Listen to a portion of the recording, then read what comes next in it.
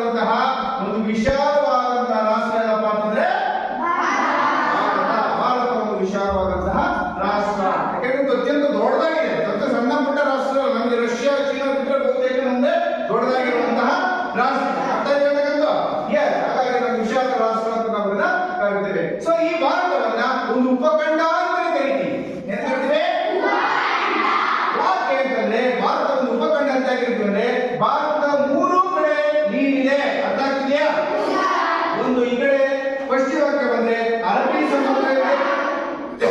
ಪೂರ್ವಕ್ಕೆ ಬಂದ್ರೆ ಯಾವುದಿದೆ? ಇಲ್ಲಿಗೆ ಕೆಳಗಡೆ ದಕ್ಷಿಣಕ್ಕೆ ಬಂದ್ರೆ ವೆರಿ ಗುಡ್. ಇಂದು ಮೂರು ಕಡೆ ನೀರಿನಿಂದ ಆವೃತವಾಗಿದ್ದು ಒಂದು ಕಡೆ ಏನಿದೆ? ಭೂಭಾಗ ಇದೆ. ಅದಕ್ಕೆ ಏನಂತ ಕರಿತೀವಿ ನಾವು? ಭೂಭಾಗದಿಂದ ಸುತ್ತುವರಿಯಲ್ಪಟ್ಟ. ಮೂರು ಕಡೆ ಭೂಭಾಗದಿಂದ ನೀರೇನಾಗಿದೆ? ಸುತ್ತುವರಿಯಲ್ಪಟ್ಟಿದೆ. ಸುತ್ತ ಮಾತ್ರ ಈ ಭೂಮಿ ಇದೆ. ಅದಕ್ಕೆ ಏನಂತ ಕರಿತೀವಿ? ಎನಿಬಡಿ ಯಾರು ಹೇಳ್ತೀರಿ ಉಪಖಂಡ ಅಂತಂದ್ರೆ? ಉಪಖಂಡ ಅಂತ ಏನ್ ಹೇಳ್ತೀರಿ? ಈಗ ಯಾರು ಹೇಳ್ತೀರಿ? Yes good.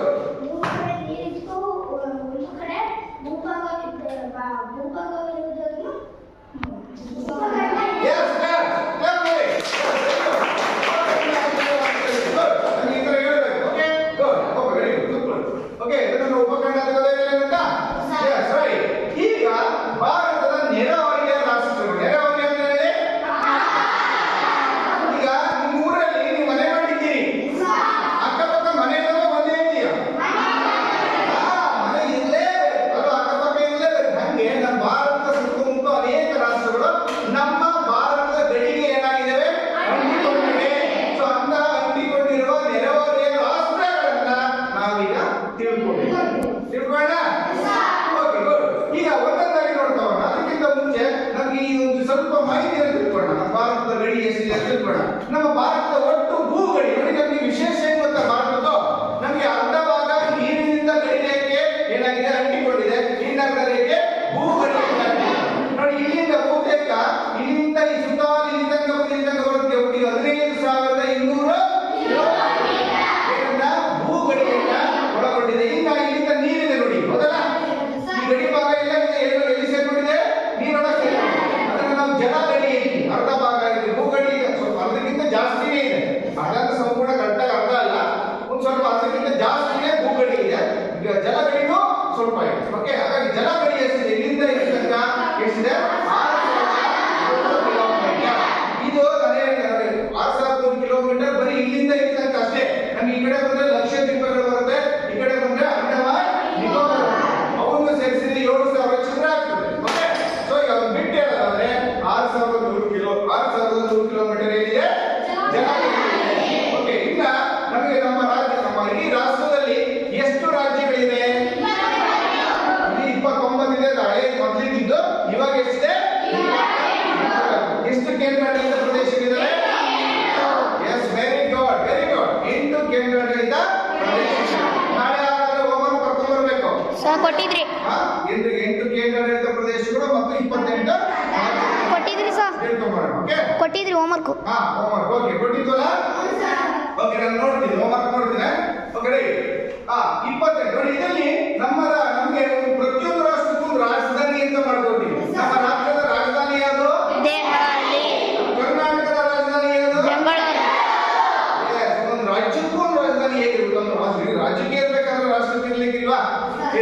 ಹಾಗಾಗಿ ನಮ್ಮ ರಾಷ್ಟ್ರದ ರಾಜಧಾನಿ ದೆಹಲಿ ಅಂತ ಗುರುತಿಸ್ತೇವೆ. ಓಕೆ, ಈಗ ಜನಸಂಖ್ಯೆಯನ್ನು ನೋಡೋದಾದ್ರೆ ನಮ್ಮ ಇಡೀ ಭಾರತ, ಇಡೀ ಪ್ರಪಂಚದಲ್ಲಿ ನಾವು ಜನಸಂಖ್ಯೆಯನ್ನು ನೋಡೋದಾದ್ರೆ ನಮ್ಮ ಭಾರತ 2ನೇ ಸ್ಥಾನದಲ್ಲಿದೆ. ಹೆಚ್ಚು ಕಡಿಮೆ ಇದು ನೋಡಿ. ಈ ಜನಸಂಖ್ಯೆ ಕುರಿತ 121 ಕೋಟಿ. ಇದು 2011ನೇ ಇಸವಿಯಲ್ಲಿ ಕೊಟ್ಟಂತದ್ದು. ಓಕೆ, 121 ಕೋಟಿ ಇದೆ. ಇವತ್ತು 145 ಕೋಟಿಗೂ ಜನಸಂಖ್ಯೆ ಜಾಸ್ತಿ ಆಗ್ತಾರೆ. ನಿಮಗೆ ಒಂದು ಆಶ್ಚರ್ಯ ಆಗುತ್ತೆ, ಗೊತ್ತಾ ಮಕ್ಕಳ? ಏನ್ ಗೊತ್ತಾ? ನಿಮಿಷಕ್ಕೆ 1 ನಿಮಿಷಕ್ಕೆ 8 ಮಕ್ಕಳು ಹುಟ್ಟುತ್ತೆ. ಎಸ್, ಇಡೀ ನಮ್ಮ ಭಾರತದಲ್ಲಿ ನೋಡಿದ್ರೆ ನಿಮಿಷಕ್ಕೆ 8 ಮಕ್ಕಳು ಹುಟ್ಟುತ್ತೆ. ಸಾಯೋ ಸಂಖ್ಯೆ 4ರಿಂದ 5. ಹುಟ್ಟೋ ಸಂಖ್ಯೆ ಜಾಸ್ತಿ ಇದೆಯಾ? ಸಾಯೋ ಸಂಖ್ಯೆ ಜಾಸ್ತಿ ಇದೆಯಾ? ಹೀಗಾಗಿ ನಮ್ಮ ಜನಸಂಖ್ಯೆ ವರ್ಷದಿಂದ ವರ್ಷಕ್ಕೆ ಏನಾಗ್ತಾ ಇದೆ? ಅದರಲ್ಲಿ ಜನಸಂಖ್ಯೆಯಲ್ಲಿ ಪ್ರಪಂಚದಲ್ಲೇ 2ನೇ ಇದೆ. ಜನಸಂಖ್ಯೆಯಲ್ಲಿ ಅಂದ್ರೆ ಮೊದಲಿರೋದು ಯಾವ್ದು ಗೊತ್ತಿದೆ? Very good, very good. China ಮೊದಲಿದೆ. ಓಕೆ, ಇಲ್ಲಿ ವಿಸ್ತೀರ್ಣದಲ್ಲಿ ನೋಡಿದ್ರೆ ಟೋಟಲ್ ಇದಷ್ಟು ವಿಸ್ತೀರ್ಣ ಅಂತ ಕರಿತೀವಿ. ಇದಷ್ಟು ವಿಸ್ತೀರ್ಣ ಅಂದ್ರೆ ಭೂಮಿಯ ವಿಸ್ತೀರ್ಣ ನೋಡೋದಾದ್ರೆ ಎಷ್ಟನೇ ಸ್ಥಾನದಲ್ಲಿದೆ? ಉದಾಹರಣೆ ರಷ್ಯಾ, ಚೀನಾ ಅವೆಲ್ಲ ದೊಡ್ಡ ರಾಷ್ಟ್ರಗಳಿದ್ದಾವೆ. ಓಕೆ, ಸೊ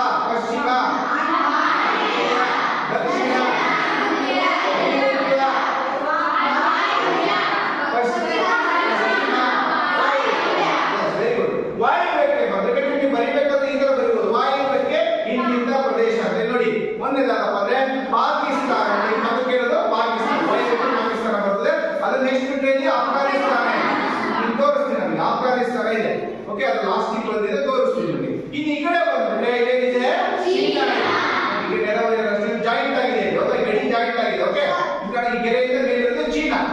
ಸೊ ಈಗ ನೆಕ್ಸ್ಟ್ ಬಂದ್ರೆ ನೇಪಾಳ. ಗೆರೆಯ ಸದ್ಯ ವೈಟ್ ಇದೆಯಲ್ಲ, ಇದು ನೇಪಾಳ. ಓಕೆ ನೆಕ್ಸ್ಟ್ ಇಲ್ಲಿ ಬಂದ್ರೆ ಮಯನ್ಮಾರ್. ಆಮೇಲೆ ಇನ್ನೊಂದಿದೆ ಇಲ್ಲಿ ಭೂತಾನ್ ಅಂತ ಬಂದಿದೆ, ಕಾಣಿಸ್ತಾ ಇದೆಯಾ? ಇದರಲ್ಲಿ ಮೆನ್ಷನ್ ಆಗಿಲ್ಲ, ನೀವು ನೋಡಿ ಇಲ್ಲಿ ಕಾಣಿಸ್ತಾ ಇದೆಯಲ್ಲ ಮಕ್ಕಳೇ, ಭೂತಾನ್ ಯಾವುದು? ವೆರಿ ಗುಡ್, ಭೂತಾನ್ ಪ್ರದೇಶ ಗೊತ್ತಿದೆ. ಅದನ್ನ ಬಿಟ್ಟರೆ ನನಗೆ ನೆಕ್ಸ್ಟ್ ಬಂದಿದೆ ಬಾಂಗ್ಲಾದೇಶ. ಹೆಸರು ಕಾಣಿಸ್ತಾ ಇದೆ ನಿಮಗೆ? ಬರ್ತಾ ಇದೆ ನೋಡಿ. ಓಕೆ ಬಾಂಗ್ಲಾದೇಶ. ಓಕೆ ನೆಕ್ಸ್ಟ್ ಬಂದ್ಬಿಟ್ರೆ ಇನ್ನೊಂದಿದೆ, ಈಗ ಬಂದ್ರೆ ಯಾವ್ದಿದೆ? ನಿಮಗೆ ಯಾವುದೇ ಪ್ರದೇಶ ಇಲ್ಲ, ಏನಿದೆ ಇಲ್ಲಿ? ಯಾವ ನೀರು? ಯಾವುದೇ ಪ್ರದೇಶಗಳು ಇಲ್ಲ. Very good. ಹಾಗಾಗಿ ಇಷ್ಟು ನೆಲವರೆಯ ಪ್ರದೇಶಗಳು. ಇಲ್ಲಿ ಅಫ್ಘಾನಿಸ್ತಾನ ಇಲ್ಲಿ ಬಂತು ನೋಡಿ, ಲಾಸ್ಟ್ ನಾವೇ ಬರ್ಬೋದಾಗಿತ್ತು, ಇದು ತೊಂದ್ರೆ ಲಾಸ್ಟ್ ಬಂದಿದೆ. ಓಕೆ ನೋಡಿ, ಇಲ್ಲಿ ಪಾಕಿಸ್ತಾನ ವಾಯುವ್ಯಕ್ಕೆ ಬಂದ್ರೆ ಪಾಕಿಸ್ತಾನ ಮತ್ತು ಅಫ್ಘಾನಿಸ್ತಾನ ಇದೆ. ಈ ಕಡೆ ಈಶಾನ್ಯಕ್ಕೆ ಬಂದ್ರೆ ಚೀನಾ, ಈ ಕಡೆ ಪೂರ್ವಕ್ಕೆ ಬಂದ್ರೆ ಈಶಾನ್ಯಕ್ಕೆ ಬಂದ್ರೆ ಇನ್ನೊಂದು ಭೂತಾನ್ ಇದೆ. ಭೂತಾನ್ ಪಶ್ಚಿಮಕ್ಕೂ ಪೂರ್ವಕ್ಕೂ ಕೂಡ ಹೇಳ್ಬೋದಾಗುತ್ತೆ. ಸೊ ಈ ಕಡೆ ಬಂದ್ಬಿಟ್ರೆ ದಕ್ಷಿಣ ಆಗ್ನೇಯಕ್ಕೆ ಬಂದ್ರೆ ಯಾರಿದೆ? ಒಟ್ಟು ನೆರೆಹೊರೆಯ ರಾಷ್ಟ್ರಗಳು ಇಷ್ಟಿದಾವೆ. 1 2 3 4 5 6 7 ಗೊತ್ತಿದೆಯಲ್ಲ? Yes, very good, very good. ನಾನು ನಿಮಗೆ ಒಂದು ಆಕ್ಟಿವಿಟಿ ಚಟುವಟಿಕೆಯನ್ನು ಕೊಡ್ತೇನೆ ಮಕ್ಕಳೇ. ಓಕೆ ಅದನ್ನು ಬರ್ಕೊಳ್ಳಿ, ಚಟುವಟಿಕೆಯನ್ನು ಬರ್ಕೊಳ್ಳಿ. ನಾನು ಚಟುವಟಿಕೆಯನ್ನು ಕೊಡ್ತೇನೆ, ಅದನ್ನ ನೀವು ಮನೆಯಲ್ಲಿ ಮಾಡ್ಕೊಂಡು ಬರ್ಬೇಕಾಗುತ್ತೆ. ಏನಪ್ಪ ಚಟುವಟಿಕೆ ಅಂದ್ರೆ, ಭಾರತದ ಭೂಪಟವನ್ನ ಬರೆದು ಬರ್ಕೊಳ್ಳಿ. ಭಾರತದ ಭೂಪಟವನ್ನ ಬರೆದು ನೆರೆಹೊರೆಯ ರಾಷ್ಟ್ರಗಳನ್ನ ಗುರುತಿಸುವುದು. ಬರ್ಕೊಂಡ್ರಾ? Yes, right. ಈಗ ಅದನ್ನ ನಾನು ಆಕ್ಟಿವಿಟಿಯನ್ನು ನೋಡ್ತೇನೆ, ಬರ್ಕೊಂಡ್ಬರ್ಬೇಕು. Okay yes, right. ಮುಂದೆ ಹೋಗೋಣ. ನೆರೆಹೊರೆಯ ರಾಷ್ಟ್ರ ಗುರುತಾಯ್ತು. ಈಗ ನಾವೇನ್ ಮಾಡ್ಬೇಕು? ನೆಕ್ಸ್ಟ್ ಏನಪ್ಪ ಅಂದ್ರೆ ಭಾರತದ ಭೌಗೋಳಿಕ. ನಮ್ಮ ಭಾರತ ಧಾರ್ಮಿಕವಾಗಿ ಎಷ್ಟು ಬೇರೆ ಬೇರೆ ವಿವಿಧ ರೀತಿಯ ಧರ್ಮಗಳು ಹೇಗಿದಾವೋ, ಭಾರತದ ಭೌಗೋಳಿಕ ಅಂದ್ರೆ ಭೂಮಿ ಅಂತ, ಭೂಮಿ ವಿಶೇಷವಾದಂತಹ ಲಕ್ಷಣಗಳನ್ನ ಒಳಗೊಂಡಿದೆ. ಹಾಗಾಗಿ ಈ ಭೌಗೋಳಿಕವಾದಂತಹ ಮತಪಡಿ ಕೇಳಿಸ್ತಾ ಇದೆ, ಕೇಳಬೇಕು. ನೀವೇನು ಗೊತ್ತಿರೋ ಡೌಟ್ ನಮ್ಗೆ ಕೇಳಬೇಕು, ತಿಳಿದೆ? ಯಾವುದು? ಯಾವ ಪ್ರಶ್ನೆ? ಭಾರತದ ಭೂಪಟವನ್ನು ರಚಿಸಿ ನೆರೆಹೊರೆಯ ರಾಷ್ಟ್ರಗಳನ್ನ ಗುರುತಿಸುವುದು. ಅದಕ್ಕೆ ಏನಾಯ್ತಾ? ಇಲ್ಲೇನು ಮಾತಾಡೋದು ನಮ್ಮ ಹತ್ರ ಕೇಳಬೇಕು, ತಿಳಿದೆ? S, right, good.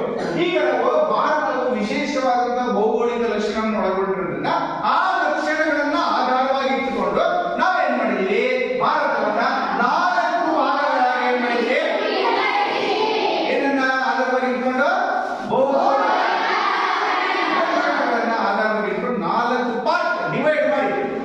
ಉದಾಹರಣೆ ನಾವು ಶಾಲೆಗಳಲ್ಲಿ ಏನ್ ಮಾಡ್ತೀವಿ? ಚೆನ್ನಾಗಿ ಓದೋರು ಬುದ್ಧಿವಂತರು, ಸ್ವಲ್ಪ ಮೀಡಿಯಂ ಮಧ್ಯಮವಾಗಿರ್ತಕ್ಕಂಥದ್ದು, ಸ್ವಲ್ಪ ಓದೋ ಕಡಿಮೆ ಸಾಧಾರಣ, ಹಂಗೆ ಅದೇ ರೀತಿ ನಾವೇನ್ ಮಾಡ್ತೀವಿ?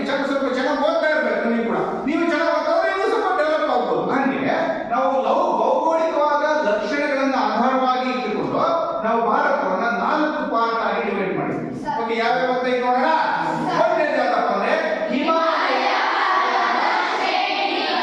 ಅದು ಮೊದಲನೇದಾದ ಹಿಮಾಲಯ. ಹಿಮಾಲಯ ಶಾರ್ಟ್ ಬರೆದಿರ್ತೀನಿ. ಹಿಮಾಲಯ ಪರ್ವತ ಶ್ರೇಣಿಗಳು ಒಂದನೇದು. ಓಕೆ, ಹಿಮಾಲಯ ಪರ್ವತ ಶ್ರೇಣಿ. ಎರಡನೇದು ಯಾವ್ದು? ಎರಡನೇದು ಹಿಮಾಲಯ ಪರ್ವತ ಶ್ರೇಣಿ ಯಾವ್ದು ನೋಡೋಣ. ಇಲ್ಲಿ ಕಾಣಿಸ್ತಾ ಇದೆ ನೋಡಿ. ಇದೇನಿದೆಯಲ್ಲ, ಇಲ್ಲಿಂದ ಹಿಡಿದು ಜಮ್ಮು ಕಾಶ್ಮೀರದಿಂದ ಹಿಡಿದು ಇಲ್ಲಿಗೆ ಅರುಣಾಚಲ ಪ್ರದೇಶ ತನಕ ಏನು ಬಾರ್ಡರ್ ಇದೆಯಲ್ಲ, ಇದು ಏನಿದು ಹಿಮಾಲಯ. ಅಂದ್ರೆ ಭಾರತದ ಉತ್ತರಕ್ಕೆ ಹಿಮಾಲಯ ಪರ್ವತಗಳು ಏನಿದೆ ಅಂಟಿಕೊಂಡಿದ್ದಾವೆ, ಜಾಯಿಂಟ್ ಆಗಿದ್ದಾವೆ. ಅಂದ್ರೆ ಇದು ನಮ್ಮ ಭಾರತ ಒಳಗಿಲ್ಲ, ಭಾರತ ಸ್ವಲ್ಪ ಅಷ್ಟೇ ಜಾಯಿಂಟ್ ಆಗಿದ್ದಾವೆ. ಭಾರತದಿಂದ ಸ್ವಲ್ಪ ಮೇಲಿದ್ದಾವೆ, ಅಂದ್ರೆ ಉತ್ತರಕ್ಕಿಂತ ಸ್ವಲ್ಪ ಮೇಲಿದ್ದಾವೆ. ಓಕೆ, ಅದ್ರಲ್ಲಿ ನೋಡಿ. ಅಂದ್ರೆ ಇದೇನಿದೆಯಲ್ಲ, ಇದರ ಆಚೆ ಇದ್ದಾವೆ. ಓಕೆ, ಅದನ್ನ ಓಕೆ ತೋರಿಸ್ತೀನಿ, ಫೋಟೋಗಳು ತೋರಿಸ್ತೀನಿ. ಓಕೆ, ಎರಡನೇದು ಯಾವ್ದಪ್ಪ ಅಂದ್ರೆ ಸಿಂಧೂ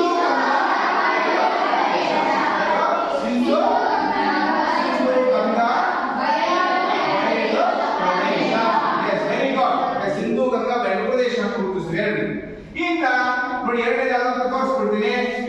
ಗ್ರೀನ್ ಕಲರ್ ಅಲ್ಲಿ ಏನಿದೆಯಲ್ಲ ಇದು ವಸ್ತು ಕೂಡ ಏನು ಸಿಂಧೂ ಗಂಗಾ. ಯಾಕೆಂದ್ರೆ ನಮಗೆ ಭಾರತದ ಕೃಷಿ ಬಹುತೇಕ ಏನನ್ನ ನಂಬಿಕೊಂಡಿದೆ, ನೀರು. ಈ ಭಾಗದಲ್ಲಿ ಅನೇಕ ನದಿಗಳು ಇರುವುದರಿಂದ ಯಥೇಚ್ಛವಾಗಿ ಒಳ್ಳೆಯ ಉತ್ಕೃಷ್ಟವಾದ ಭೂಮಿ ಇದೆ, ಹಾಗಾಗಿ ಯಥೇಚ್ಛವಾದಂತಹ ಕೃಷಿಯನ್ನ ಮಾಡ್ತಾರೆ. ಓಕೆ, ಸೊ ಓಕೆ, ಹಾಗಾಗಿ ಈ ಒಂದು ಭಾಗದಲ್ಲಿ ಗ್ರೀನ್ ಇರೋದ್ರಿಂದ ಅದು ಕೃಷಿ ಚೆನ್ನಾಗಿರುವುದರ ಕಾರಣಕ್ಕೆ ಗ್ರೀನ್ ಅಂತ ಕಲರ್ ಕೊಟ್ಟಿದೆ. ಓಕೆ, ಬಳ್ಳು ಅಡ್ಡ ಬಳ್ಳು ತರಬೇಕು ಕ್ಯಾಮರಾ ಮೇಲೆ. Okay, right. ಮೂರನೇದು ಯಾವ್ದಪ್ಪ ಅಂತಂದ್ರೆ ದಕ್ಕನ್ ಪ್ರಸ್ಥಭೂಮಿ. ಮೂರನೇದು ದಕ್ಕನ್ ಪ್ರಸ್ಥಭೂಮಿ. ಓಕೆ, ದಕ್ಕನ್ ಪ್ರಸ್ಥಭೂಮಿ ಅಂತ ದಕ್ಷಿಣದ ಭಾಗ ಅಂತ ನಾವು ಅದನ್ನ ಕರೀತೇವೆ. ದಕ್ಕನ್ ಪ್ರಸ್ಥಭೂಮಿ ದಯಾಕರ ಕ್ಷೇತ್ರ ಕಾಣ್ತಾ ಇದೆ, ಗೊತ್ತಾಗಿದೆ?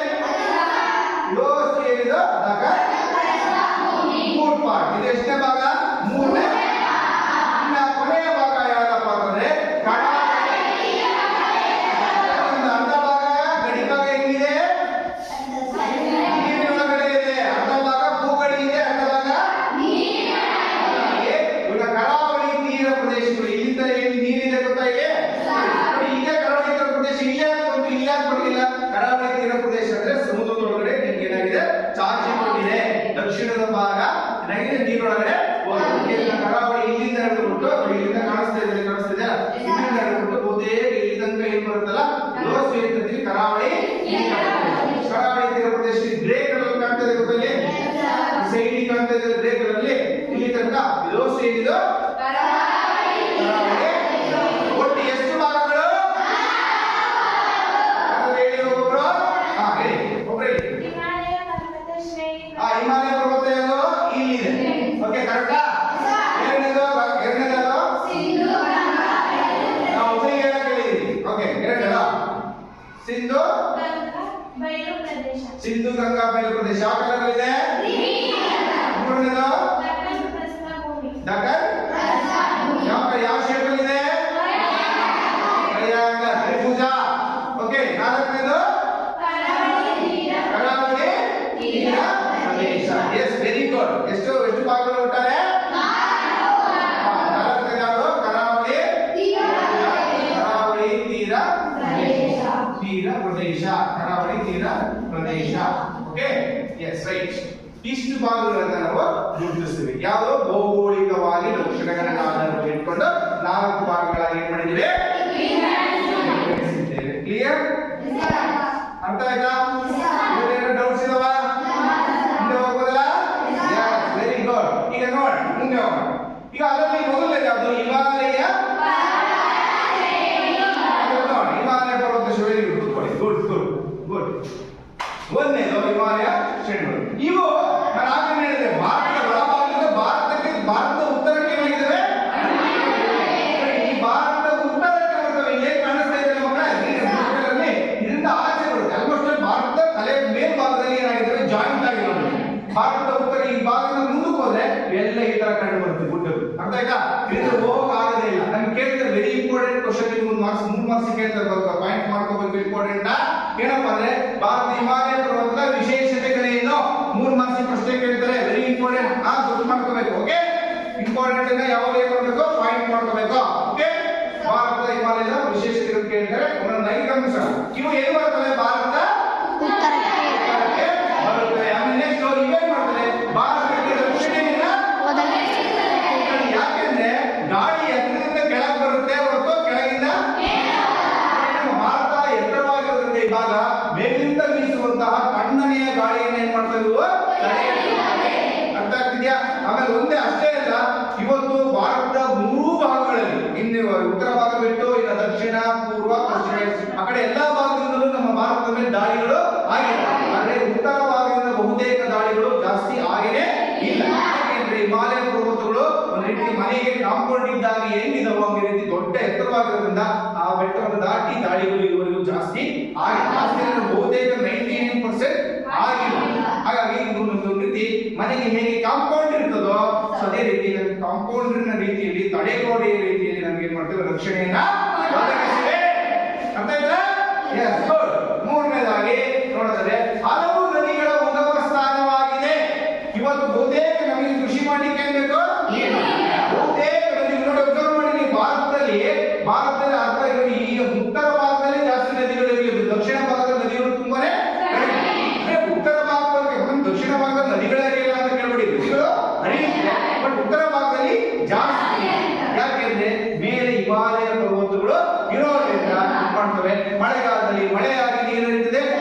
ಬೇಸಿಗೆ ಕಾಲದಲ್ಲಿ ಹಿಮ ಕರಗಿ ವರ್ಷ ಪೂರ್ತಿ ನಮಗೆ ಏನ್ ಸಿಗುತ್ತೆ. ಹಾಗಾಗಿ ಕೃಷಿ ಮಾಡ್ಲಿಕ್ಕೆ ಮತ್ತೊಂದಕ್ಕೆ ಎಲ್ಲದಕ್ಕೆ ಏನಾಗುತ್ತೆ ಸಹಾಯ. ಹಾಗಾಗಿ ಸೊ ಈ ಒಂದು ಹಲವು ನದಿಗಳು ಉದಾಹರಣೆ ಫಾರ್ ಎಕ್ಸಾಂಪಲ್ ನೀವೆಲ್ಲರೂ ಹೆಸರು ಕೇಳಿದ್ರೆ ಯಾವ್ದಾದ್ರು ನದಿ ಹೆಸರು ಹೇಳಿ. Famous very good Ganga. ಇವಾಗ ಗಂಗಾ ನದಿ ಕೇಳಿದಿರಾ? ಗಂಗಾ ನದಿ ಹರಿಯೋದೇ ಈ ಹಿಮಾಲಯ ಪರ್ವತದಲ್ಲಿ. ನೋಡಿ ಸುತ್ತಮುತ್ತ ಸ್ಥಳ ಚಿಕ್ಕದನ್ಸುತ್ತೆ ಬಟ್ ಸಾವಿರಾರು ಕಿಲೋಮೀಟರ್ ಅದು ಭಾರತದಲ್ಲಿ. ಅದು ಹುಟ್ಟೋದೇ ಇಲ್ಲಿ ಹಿಮಾಲಯ. ಗಂಗೋತ್ರಿ ಅಂತ ಒಂದು ಪ್ಲೇಸ್ ಇದೆ ಹಿಮಾಲಯ ಪರ್ವತದಲ್ಲಿ, ಅಲ್ಲಿ ಹುಟ್ಟುತ್ತೆ.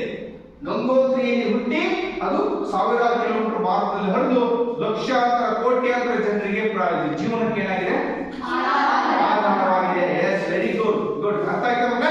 ಸೊ ಈಗ ನೋಡ್ತಾ ಹಲವು ನದಿಗಳು ಉಗಮ ಸ್ಥಾನ ಇಲ್ಲ, ಒಂದೇ ಇಲ್ಲ. ಗಂಗಾ, ಯಮುನಾ, ಬ್ರಹ್ಮಪುತ್ರ, ಸಟ್ಲೇಜ್, ಕೋಸಿ ನದಿ, ಬೇಕಾದಷ್ಟು ನದಿಗಳು ನಮಗೆ ಆ ಭಾಗದಲ್ಲಿ ಹರಿಯುವುದು. ಹಿಮಾಲಯ ಪರ್ವತ ಇರೋದ್ರಿಂದ ಎಷ್ಟು ಅನುಕೂಲ ನೋಡಿ. ಅರ್ಥ ಆಗ್ತಿದ್ಯಾ? ನೆಕ್ಸ್ಟ್ ಇಷ್ಟು ನಮಗೆ ಪ್ರಮುಖವಾದಂತಹ ಮುಖ್ಯ. ಅದರಲ್ಲಿ ನೋಡಿ ಭಾರತದ ಮೇಲೆ ನಾವೇ ಹೇಳಿದ್ರೆ ಇದೆ ದಾಳಿಗಳು ತುಂಬಾನೇ ಕಡಿಮೆ ಇದೆ. ಬಟ್ ಹಾಗೆ ಕೇಳಿದ್ರೆ ಎಲ್ಲೋ ಸಣ್ಣ ಪುಟ್ಟ ಕಡಿಮೆ ಇದರಲ್ಲಿ ಆಗಿದಾವೆ ಅಷ್ಟೇ. ಸೊ ಅದು ಯಾವ್ಯಾವ ಅಂದ್ರೆ ಇಲ್ಲಿ ಬೋಲಾನ್ ಮತ್ತು ಖೈಬರ್ ಕಣಿವೆಗಳ ಮೂಲಕ ಏನಾಗಿದ್ದಾವೆ ಸ್ವಲ್ಪ ಮಟ್ಟಿಗೆ ದಾಳಿಗಳು ಆಗಿದಾವೆ. ಕಣಿವೆಗಳನ್ನು ಗೊತ್ತ ಮಕ್ಕಳಿಗೆ ಆಗಿದಾವೆ. ಏನೋ ಕಡಿಮೆ ಅಂದ್ರೆ ಬೆಟ್ಟ ನಡುವೆ ಕಿರಿದಾದ ದಾರಿಯನ್ನು. yes very good yes very good yes ಬೆಟ್ಟಗಳ ಕಿರಿದಾದ ದಾರಿಯನ್ನು ಹೋಗಿ ಡೌನ್ ಇರ್ತದೆ. ಎರಡು ಬೆಟ್ಟ ಡೌನ್ ಇರುತ್ತಲ್ಲ ಅದನ್ನ ನಾವು ಕಣಿವೆ ಅಂತೀವಿ. ಬೆಟ್ಟ ದಾಟಿ ಬರಕ್ಕಾಗಲ್ಲ. ಹಾಗಾಗಿ ಕಣಿವೆಗಳ ಮೂಲಕ ಸ್ವಲ್ಪ ದಾಳಿಗಳು ಆಗುತ್ತೆ. ಅದು ಯಾಕಪ್ಪ ಅಂದ್ರೆ ಖೈಬರ್ ಕಣಿವೆ ಮತ್ತು ಬೋಲಾನ್. ಎಷ್ಟು ಎತ್ತರ ಇದಾವೆ, ಎಷ್ಟು ಮೀಟರ್ ಎತ್ತರ ಇದಾವೆ ಅಂತ ಎಲ್ಲದನ್ನು ಕೂಡ ಇಲ್ಲಿ ನಾವು ಡೀಟೇಲ್ಸ್ ಅನ್ನ ಕೊಟ್ಟಿದ್ದೇವೆ. S very good. ಖೈಬರ್ ಮತ್ತು ಬೋಲಾನ್ ಕಣಿವೆಗಳ ಮೂಲಕ ಮಾತ್ರ ಏನಾಗಿವೆ ಹಿಮಾಲಯ ಪರ್ವತದಲ್ಲಿ ದಾಳಿಗಳು. ಬಹುತೇಕ ದಾಳಿಗಳು ತುಂಬಾನೇ ಕಡಿಮೆ. ಎಲ್ಲಿಂದ ಎಲ್ಲಿ? ಹಿಮಾಲಯ. ಯಾವ್ದು ಮಾಡ್ತಾ ಇರೋದು ಇವಾಗ? ಹಿಮಾಲಯ ಭಾಗದಲ್ಲಿ ಹಿಮಾಲಯ ಪರ್ವತದ ಬಗ್ಗೆ ಮಾಡ್ತಾ ಇದ್ದೀವಿ. ಓಕೆ, ಅದರಲ್ಲಿ ನಮಗೆ ಹಿಮಾಲಯ ಪರ್ವತದ ಗೋಲಾನ್ ಮತ್ತು ಕಣಿವೆಗಳಲ್ಲಿ ಮಾತ್ರ ದಾಳಿಗಳು ಸ್ವಲ್ಪ ಆಗಿವೆ, ಬಿಟ್ಟರೆ ಬೇರೆ ಯಾವ ಭಾಗದಿಂದಲೂ ಆಗಿಲ್ಲ. ಓಕೆ, ನೆಕ್ಸ್ಟ್ ಎರಡನೇ ಪಾರ್ಟ್ ಯಾವುದು?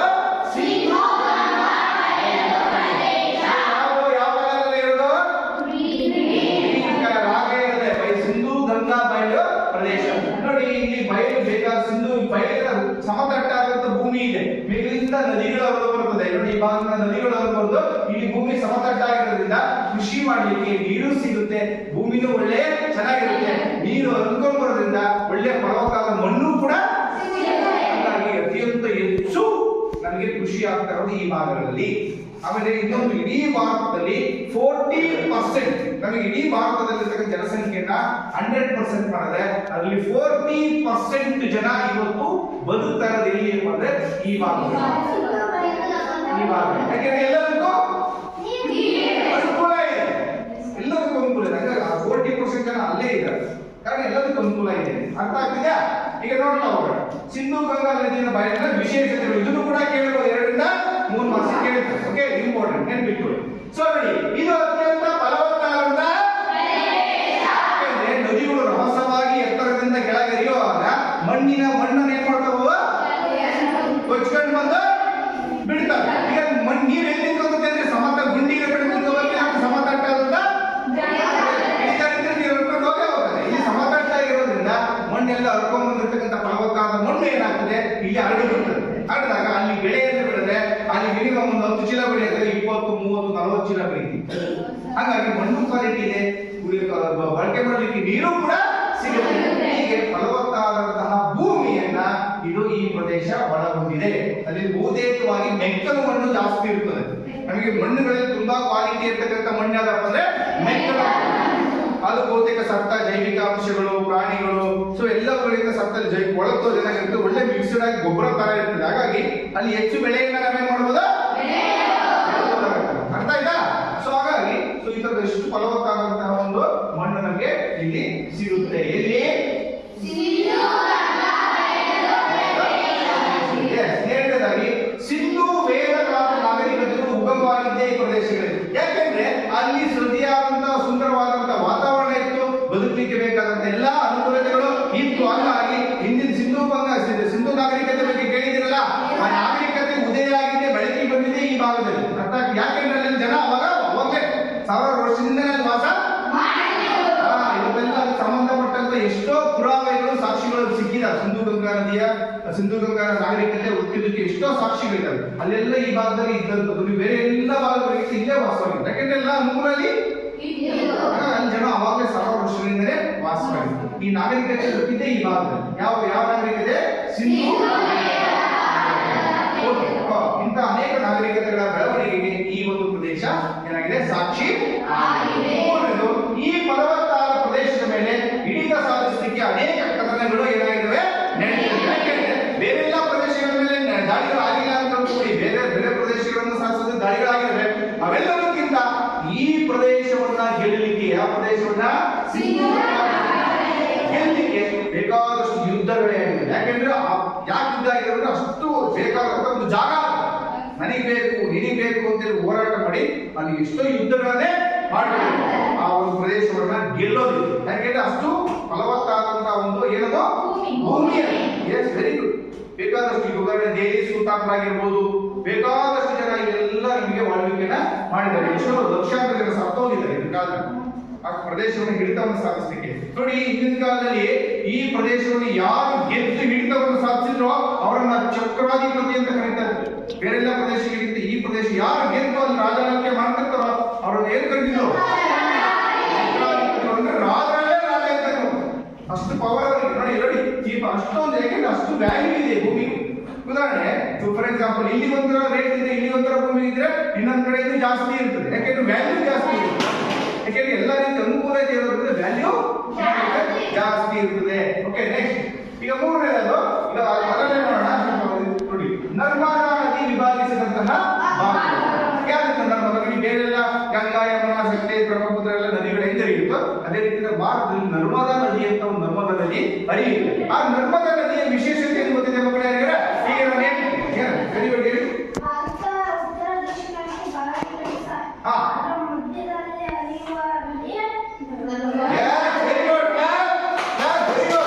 ಈಗ ಭಾರತವನ್ನ ಉತ್ತರ ಮತ್ತು ದಕ್ಷಿಣವಾಗಿ ಏನಾಗಿದೆ ವಿಭಜನೆಯನ್ನ ಎರಡು ಭಾಗವಾಗಿ ವಿಭಜನೆ ಮಾಡಿದಂತ ನದಿ. ಇದು ವಿಶೇಷ. ನೋಡಿ, ನರ್ಮದಾ ನದಿ ಅಂತ ನೆನ್ಪಿಟ್ಕೋಬೇಕು. ಕರೆಕ್ಟಾಗಿ ಭಾರತ ಕರೆಕ್ಟ್ ಸೆಂಟ್ರ್ ಭಾಗ ನಡೆಯುತ್ತೆ ಅಂತ ನೆನ್ಪಿಟ್ಕೋಬೇಕು. ತೋರಿಸ್ತೀನಿ. ಇದು ಎರಡು ಭಾಗ ಯಾವ್ದಪ್ಪ ಅಂದ್ರೆ, ಒಂದು ಸಾಮಾನ್ಯವಾಗಿ ಉತ್ತರ ಭಾಗ, ದಕ್ಷಿಣ ಭಾಗ ಅಂತ ಕರಿತೀವಿ. ಸೊ ಅದರಲ್ಲಿ ಮೇಲು ಭಾಗವನ್ನ ಮಾಳುವ, ಇನ್ನೊಂದು ಯಾವಂದ್ರೆ ಆಮೇಲೆ ದಕ್ಕನ್ ಪ್ರಸ್ಥಭೂಮಿ ತೋರಿಸಿದ್ದೀನಿ. ಯಾವ ಆಂಗಲ್ ಅಲ್ಲಿ ಇದೆ ಅಂತ ಹೇಳಿದೆ? ಯಾವ ಆಗ್ತಿದೆ ಅದು? ವೆರಿ ಗುಡ್ ಮಕ್ಕಳೇ, ವೆರಿ ಗುಡ್. ದಕ್ಷಿಣ ಭಾಗ. ಗದ್ದು ಕೈ ಮುಟ್ಕೋಬಾರ್ದು, ಸರಿ ಕುತ್ಕೋಬೇಕು. ದಕ್ಷಿಣ ಭಾಗದಲ್ಲಿದೆ. Very good. ಮ್ಯಾಗರ ಉತ್ತರ ಭಾಗವನ್ನ ಮಾಳುವ ಪ್ರಸ್ಥಭೂಮಿ ಅಂತೀವಿ, ಕೆಳಗಿನ ಭಾಗವನ್ನ ಪ್ರಸ್ಥಭೂಮಿ ಅಂತ ಕರೀತೀವಿ. ನೋಡಿ ಇಲ್ಲಿ ನರ್ಮದಾ ನದಿ ವ್ಯವಸ್ಥೆ ಇದೆ ಇಲ್ಲಿ ಕರೆಕ್ಟ್ ಈ ಭಾಗದಲ್ಲಿ. ಈ ಭಾಗ ಅವಾಗ ಕರೆಕ್ಟ್ ನೋಡಿ, ಆ ಹೆಚ್ಚು ಕಮ್ಮಿ ಸೆಂಟ್ರಿಗೆ ಇದೆ. ಇದನ್ನ ಮಾಳುವ ಪ್ರಸ್ಥಭೂಮಿ ಅಂತ ಇದನ್ನ ಕಾಣಿಸ್ತಾ ಇದ್ದೀವಿ. ಎರಡು ಭಾಗವಾಗಿ ಏನ್ ಮಾಡ್ತಾ ಇದ್ವಿ? ವಿಭಜನೆಯನ್ನ. ಯಾವ ನದಿ ಭಾರತವನ್ನು ಎರಡು ಭಾಗಗಳಾಗಿ ವಿಭಜನೆ ಮಾಡಿದೆ? ಯಾವುದು? Yes, very good. ಯಾವುದು? Good, very good. Narmada. Okay, done. Okay, right. Off ಮಾಡ್ಬೋದು. ಈಗ ಇವತ್ತಿನ ಒಂದು ಪಾಠದಲ್ಲಿ ಅರ್ಥ ಆಯ್ತಾ? ಇವತ್ತಿನ ಒಂದು ಪಾಠದಲ್ಲಿ ನಾವು ಏನೇನೆಲ್ಲ ಅಂಶಗಳನ್ನು ತಿಳ್ಕೊಂಡವಪ್ಪ ಅಂತಂದ್ರೆ, ಭಾರತದ ಯಾವ್ಯಾವ ಅಂಶಗಳ ಬಗ್ಗೆ ತಿಳ್ಕೊಂಡು ಹೇಳ್ತೀರಿ? ಎಸ್, ಇವಾಗ ಹಿಮಾಲಯ ಪರ್ವತ ಶ್ರೇಣಿ ಬಗ್ಗೆ ತಿಳ್ಕೊಂಡ್ವಿ. ಸಿಂಧು ಗಂಗಾ ನದಿಯ ಬಯಲು ಪ್ರದೇಶ ತಿಳ್ಕೊಂಡ್ವಿ. ಆಮೇಲೆ ನರ್ಮದಾ ನದಿಯ ವಿಶೇಷ ತಿಳ್ಕೊಂಡ್ವಿ. ಅದಕ್ಕಿಂತ ಮುಂಚೆ ಭೌಗೋಳಿಕವಾದಂತ ಲಕ್ಷಣ ಬಗ್ಗೆ ತಿಳ್ಕೊಂಡ್ವಿ. ಯಾಕೆ ಉಪಖಂಡ ಅಂತ ತಿಳ್ಕೊಂಡ್ವಿ. ಆಮೇಲೆ ಭೂಪಟಗಳು ಬರ್ತಾ ಆ ಕರಾವಳಿ ತೀರ ಪ್ರದೇಶ ಬಗ್ಗೆ ತಿಳ್ಕೊಂಡ್ವಿ. ಭಾರತದ ನೆರೆಹೊರೆಯ ರಾಷ್ಟ್ರಗಳ ಬಗ್ಗೆ ಒಟ್ಟಾರೆಯಾಗಿ ನರ್ಮದಾ ನದಿ ಬಗ್ಗೆ ತಿಳ್ಕೊಂಡು. Okay, very good. ಓಕೆ ಮಕ್ಕಳೇ, ಇವತ್ತು ನಾವು ನೆರೆಹೊರೆಯ ರಾಷ್ಟ್ರ ಆಮೇಲೆ ಮತ್ತೆ ಯಾವ ಬಗ್ಗೆ ತಿಳ್ಕೊಂಡ್ವಿ? ಕರಾವಳಿ ಪ್ರದೇಶ, ಸಿಂಧೂ ಗಂಗಾ ಮೇಲಿನ ಪ್ರದೇಶ, ಹಿಮಾಲಯ ಪರ್ವತ ಶ್ರೇಣಿ, ನೆರೆಹೊರೆ ರಾಷ್ಟ್ರಗಳು, ಆಮೇಲೆ ಉಪಖಂಡ ಅಂತ ಕರೀತೀವಿ. ಆಮೇಲೆ ಮೂರು ಕಡೆ ಯಾವ ರೀತಿ ನೀರಿದೆ, ಆಮೇಲೆ ಭೂಗಡಿ ಎಷ್ಟಿದೆ, ಜಲಗಡಿ ಎಲ್ಲವನ್ನೂ ಕೂಡ ಓಕೆ. ಹಾಗಾದ್ರೆ ನೀವು ಒಂದು ಮನೆಯಲ್ಲಿ ಹೋಮ್ವರ್ಕ್ ಬರ್ಕೊಬರ್ಬೇಕು. ನಾನು ಹೇಳಿದ್ದೀನಿ ಆಗಲೇ ಚಟುವಟಿಕೆ ಏನಪ್ಪ ಅಂತಂದ್ರೆ ಭಾರತದ ಭೂಪಟವನ್ನು ಬಿಡಿಸಿ ನೆರೆಹೊರೆಯ ರಾಷ್ಟ್ರಗಳನ್ನ ಅದನ್ನು ಮಾಡ್ಕೊಂಡ್ಬರ್ತೀರಿ. ಓಕೆ, ಥ್ಯಾಂಕ್ ಯು ಎಲ್ರಿಗೂ ಧನ್ಯವಾದಗಳು. ಓಕೆ, ಈಗೇನು ಪ್ರಶ್ನೆ ಇದೆ ನಿಮ್ಗೆ ಕೇಳೋದು? ಯಾವ್ದಾದ್ರು ಪ್ರಶ್ನೆಗಳಿದ್ರೆ ಕೇಳಿ. ಅದಿನ್ನು ನೆಕ್ಸ್ಟ್ ಕ್ಲಾಸ್ ಅಲ್ಲಿ ಇದೆ. ಈಗ ನಾನು ಕೇಳಿದ ಅರ್ಥ ಆಗ್ತಿದ್ಯಾ? ಈಗ ಮಾಡಿದ ತರಗತಿಯಲ್ಲಿ ಯಾವ ನಿಮಗೆ ಏನು ಡೌಟ್ಸ್ ಇದೆ, ಪ್ರಶ್ನೆಗಳಿದೆ ಅಂತ ಕೇಳಿ. ಅದು ನೆಕ್ಸ್ಟ್ ನಾನು ಹೇಳ್ತೀನಿ. ನಾನು ಆಗಲೇ ಹೇಳಿದೆ, ಪ್ರಾಗೈತಿಹಾಸಿಕ ಕಾಲ ಅಂದ್ರೆ ಏನಪ್ಪಾ ಅಂತಂದ್ರೆ ಇತಿಹಾಸ ರಚನೆ ಆಗೋದಕ್ಕಿಂತ ಮುಂಚಿನ ಕಾಲ ಅಂತ ಹೇಳಿದ್ದೀನಲ್ಲ, ಅದನ್ನ ನಾನು ಕೇಳೋದು. Okay, right, good. ಪರ್ಯಾಯ ದ್ವೀಪ ಯಾರು ಹೇಳ್ತೀರಿ? ಪರ್ಯಾಯ ದ್ವೀಪ ಅಂದ್ರೆ ಎಸ್, ವೆರಿ ಗುಡ್. ಒಂದು ನಿಮಿಷ ಕೂತ್ಕೊಳ್ಳಿ, ನೀವೆಲ್ಲ ಕೂತ್ಕೊಳ್ಳಿ. ಯಾರು ಪ್ರಶ್ನೆ ಕೇಳಿದ್ರು? Yes, good. Yes, very good. ಸುತ್ತಲೂ ನೀರಿದ್ದು ಮಧ್ಯಭಾಗ ಭೂಭಾಗ ಇದೆ. ಅದನ್ನ ಪರ್ಯಾಯ ದ್ವೀಪ ಅಥವಾ ಉಪಖಂಡ ಅಂತ ಅದನ್ನ ಕರೀತೀವಿ. ಹಾಗಾದ್ರೆ ದ್ವೀಪ ಅಂದ್ರೆ ಏನು? ಯಾರು ಹೇಳ್ತೀರಿ? ಮೂರು ಕಡೆ ನೀರಿದ್ದು ಮಧ್ಯಭಾಗ ಭೂಮಿ ಇದ್ರೆ ಅದನ್ನ ಉಪಖಂಡ ಅಂತ ಕರೀತೀವಿ. ನಾನು ಕೇಳ್ತಿರೋದು ದ್ವೀಪ. ಸುತ್ತ ನೀರಿದ್ದು ಮಧ್ಯ ಭೂಭಾಗ ಇದ್ದರೆ ಅದನ್ನು ದ್ವೀಪ ಎನ್ನುವರು. Yes, very good. ಸುತ್ತಲೂ ನೀರಿದ್ದು ಮಧ್ಯಭಾಗ ಭೂಮಿ ಇದ್ರೆ ಅದನ್ನ ದ್ವೀಪ ಅಂತ ಕರೀತಾರೆ. ನಾಟ್ ದ್ವೀಪ, ನಾಟ್ ದೀಪ. ದ್ವೀಪ, ದ್ವೀಪ, ದೀಪ ಬೇರೆ ಕೈಯಲ್ಲಿ ಇಟ್ಕೊಳ್ಳೋದು. ದ್ವೀಪ ಅಂತ ಕರೀತಾರೆ. ಅರ್ಥ? ದ್ವೀಪ ಅಂದ್ರೆ ಸುತ್ತಲೂ ನೀರು ಇರುತ್ತೆ, ಮಧ್ಯಭಾಗ ಭೂಮಿ. ಅರ್ಥ ಆಗ್ತಿದೆಯಾ? S, very good. ಆಮೇಲೆ ಮತ್ತೆ ಪ್ರಶ್ನೆ ಕೇಳಿದೆ.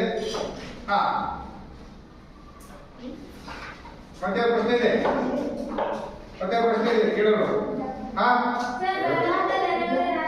ಎಸ್, ನೋಡಿ, ಭಾರತದ ನೆರೆಹೊರೆಯ ರಾಷ್ಟ್ರಗಳ. Yes, very good. ಯಾರು ಹೇಳ್ತೀರಿ ನೆರೆಹೊರೆಯ ರಾಷ್ಟ್ರ? ಹೇಳ್ಕೊಂಡು ಯಾರು ಒಬ್ಬೊಬ್ಬರು ಅಂತ ಹೇಳಿ. ಒಬ್ಬೊಬ್ಬರು ಅಂತ ಹೇಳಿ. ಒಬ್ಬೊಬ್ಬರು ಅಂತ ಹೇಳಿ. ಪಾಕಿಸ್ತಾನ.